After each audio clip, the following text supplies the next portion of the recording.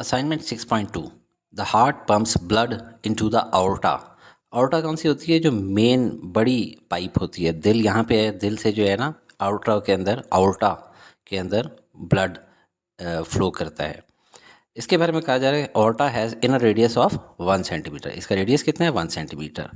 आउर्टा आगे क्या करता है? It feeds 32 major arteries. ये मैंने 4 दिखाई हुई है डायग्राम में। टोटल कितनी होती हैं? 32 होती हैं। और उनमें से हर एक आर्टरी का जो रेडियस है वो बता रहे हैं कि होता है 0.21 सेंटीमीटर। तो एक के ऊपर हम लगा लेते हैं 0.21 सेंटीमीटर इसका रेडियस होता है। नेक्स्ट है कि if blood in the aorta travels at a speed of 25 centimetre per second, तो at what approximately what speed does it travel in arteries? के आर्टरीज में से हर आर्टरीज में एवरेज की स्पीड से जाएगा। Assume that blood can be treated as an ideal fluid. तो बहुत आसान सवाल है, लेकिन जस्ट इससे पहले थोड़ा सा कॉन्सेप्ट देखें। हम लोगों ने इक्वेशन ऑफ कॉन्टीन्यूटी में पढ़ी हुई है, एक साइड जिसका क्रॉस सेक्शनल एरिया ज़्यादा हो और पाइप का दूसरा एंड जिसका क्रॉस सेक्शनल एरिया कम हो। यहाँ पे एक साइड पे तो बड़ा है, दूसरी साइड पे बहुत सारे छोटे छोटे हैं। हमारा इसकी इक्वेशन क्या होती थी? A1 यानी एरिया बड़ा है तो वेलोसिटी कम होती थी, जब एरिया छोटा हो जाए तो वेलोसिटी ज़्यादा हो जाती थी। नेट रिजल्ट ये होता था A1 V1 is equal to A2 V2। ये एग्ज़ाम्पल कैसी है? आप देखें, जब कभी आपने ज़िंदगी में पाइप से पानी डाला होगा और उसकी जो स्पीड है, वेलोसिटी है पानी के निकलने की कम हो, तो आप क्या करते हैं? आगे से इसका क्रॉस सेक्शन एरिया कम कर देते हैं। क्या करके? अंगूठा रख के। और इससे क्या हो जाता है? स्पीड बढ़ जाती है।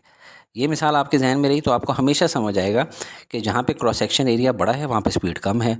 आपने क्रॉस सेक्शन एरिया जो ही तंग किया तो स्पीड बढ़ गई।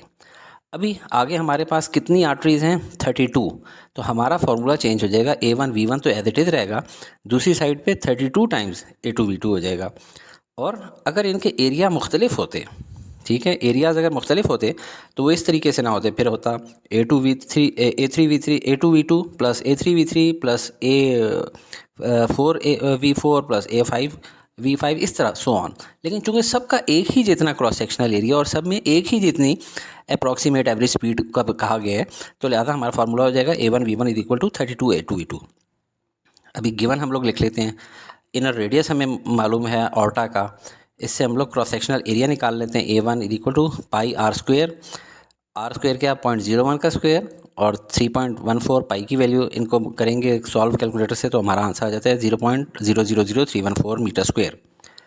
स्पीड ऑफ ब्लड हमें ऑर्टा में मालूम है V1 25 सेंटीमीटर पर सेकेंड। अब दूसरे एंड की तरफ चलते हैं। रेडियस ऑफ आर्टरी क्या है हमारे पास? R2 0.21 centimetre. इसको मीटर्स में करेंगे तो 0.0021 मीटर। इसका भी क्रॉस सेक्शनल एरिया निकालना है, उसको हम लोग कह देते हैं A2 पाई आर स्क्वेयर, R2 का स्क्वेयर। अब R2 की वैल्यू क्या है? 0.0021। इसका स्क्वायर लेंगे और मल्टीप्लाई कर देंगे 3.14 से। तो इससे हमारे पास आंसर आ जाएगा 0.0000138474 मीटर स्क्वायर। फाइंड हमने क्या करना है? Speed in arteries V2। तो सोल्यूशन में जाते हैं, फार्मूला हम डिराइव कर चुके हैं। A1V1 is equal to 32 A2V2। Find हमने करना है V2, तो V2 को एक साइड पे ले जाते हैं।